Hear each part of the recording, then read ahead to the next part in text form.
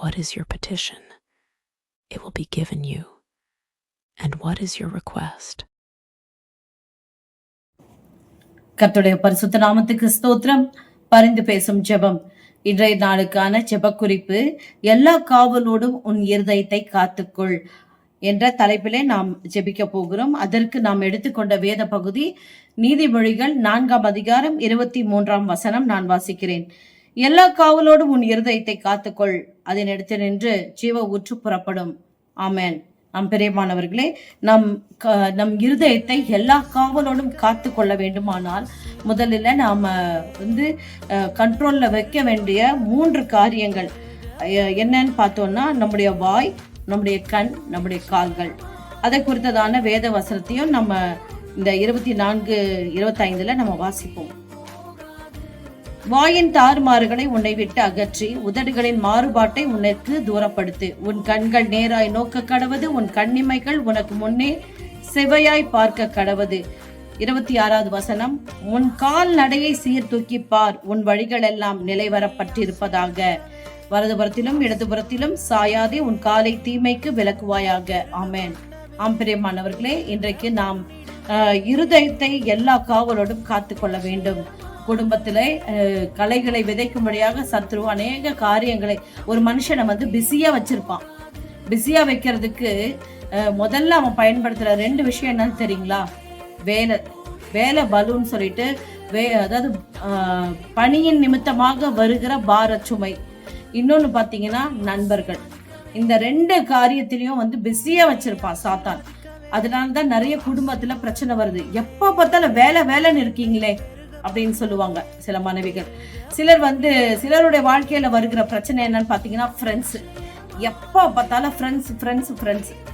இந்த ஃப்ரெண்ட்ஸ்ன்னு ஒருத்தவங்க உள்ள வந்துட்டாங்கனாலே குடும்பத்துக்குள்ள ஃப்ரெண்ட்ஸோ ஏதோ எந்த ஒரு ரிலேஷன்ஷிப்ல வந்தாலும் அவங்க சொல்லி கொடுக்கறதுலாம் என்ன, வெளியே போலாம், அங்க போலாம், இங்க போலாம், இதை பண்ணலாம், அதை பண்ணலான்னு சொல்லி குடும்பத்தோடு இணைந்து செய்ய வேண்டிய காரியத்தை எல்லாம் ஃப்ரெண்ட்ஸ்ன்ற பேர்ல அவங்க அதை அபகரிச்சுட்டு போயிடுவாங்கன்னு தான் நான் சொல்லுவேன். அதே போல வேலை சொல்லிட்டு வேலைன்னு என்ன பண்ணுவாங்க, சிலரு வீட்டுக்கு வர்றதையே விரும்பாம அதுலயே உட்கார்ந்துட்டு இருப்பாங்க. 2 காரியத்தை நம்ம ஜாக்கிரதையா வைத்துக் கொள்ள வேண்டும். பிரியமானவர்களே, வாயின் தாறுமாறுகள். இந்த கடமையில இருந்து தவறும் பொழுதுதான் வாயின் தாறுமாறுகள் ஒருவனுடைய வார்த்தை, அதாவது வாயிலிருந்து புறப்படுகிறது. 2வது கண்ணை காவல் காத்து கொள்ள வேண்டும். பார்க்கறதெல்லாம் வேணும், பார்க்கறதெல்லாம் அடையணும், இன்னும் நிறைய வேணும்னு சொல்லி இதை பார்க்கணும், அதை பார்க்கணும், சினிமா பார்க்கணும், அங்க போகணும், இங்க போகணும், பிஸியா வச்சுக்கணும்னு நினைக்கிறாங்க. இதுலயும் வஞ்சிக்கப்படுறாங்க. 3வது, உன் கால் நடையை சீர்தூக்கி பார், உன் வழிகள் எல்லாம் நிலைவரப்பட்டிருப்பதாக. வலதுபுறத்திலும் இடதுபுறத்திலும் சாயாது என்று சொல்லப்பட்டிருக்கிறது. பிரியமானவர்களே, எல்லா காவலோடும் இருதயத்தை காத்து கொள்ள வேண்டுமானால், இருதயம் நமக்கு ரொம்ப பொக்கிஷம். அங்கதான் ஆண்டவர் வாசம் பண்ண விரும்புற இடம். அந்த இடத்த பத்திரமா பாத்துக்கணும்னா இந்த 3 காரியத்திலும் நம்ம ஜாக்கிரதையா இருக்கணும்.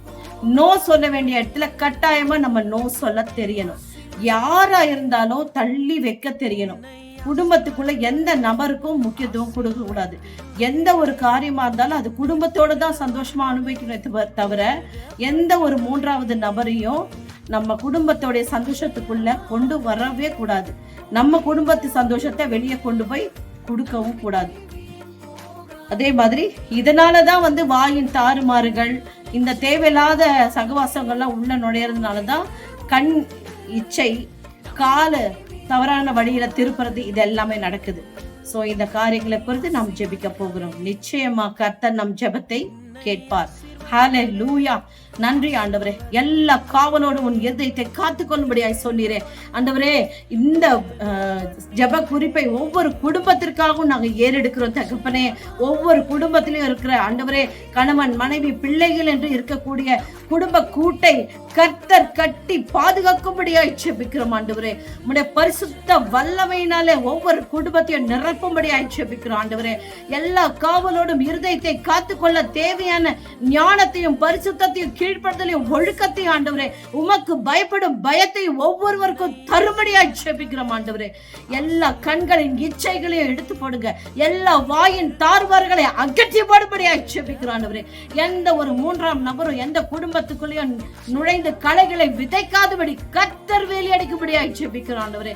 எந்த ஒரு தேர்ட் பர்சன் ஆண்டவரே குடும்பத்திற்குள்ளே ஆண்டவரே அப்பா கால்களை தீமைக்கு கொண்டு போகக்கூடிய நண்பர்கள் சகவாசத்தை கர்த்தர் முறித்து போடும்படியாய் ஜெபிக்கிறோம் ஆண்டவரே. குடும்பத்திற்குள்ளே ஆண்டவரே இருக்க இணைக்கப்பட்டிருக்கிற சங்கிலியை அறுக்கும் விதமாய் வருகிற எல்லா துஷ்ட மிருகங்களையும் கர்த்தர் உம்முடைய வல்லமையினால கடிது அப்புறப்படுத்தபடியாய் ஜெபிக்கிறோம். ஒவ்வொரு குடும்பத்தையும் ஆண்டவரே எல்லா காவலோடும் காத்து கொள்ளக்கூடிய இருதயத்தை பக்குவத்தை ஒவ்வொருவருக்கும் நீ தந்து ஆசீர்வதிங்க. இயேசுவின் நாமத்தில் பிதாவே, ஆமென், ஆமென், ஆமென். கவலைப்படாதீங்க, உங்க குடும்பத்தை கர்த்தர் நிச்சயமா கட்டுவார். எல்லா காவலோடும் இருதயத்தை காத்து கொள்ள முடியாது. நீங்களும் தொடர்ந்து உங்க குடும்பத்துக்காக ஜெபிங்க. கர்த்தர் பெரிய காரியங்களை செய்வார். God bless you.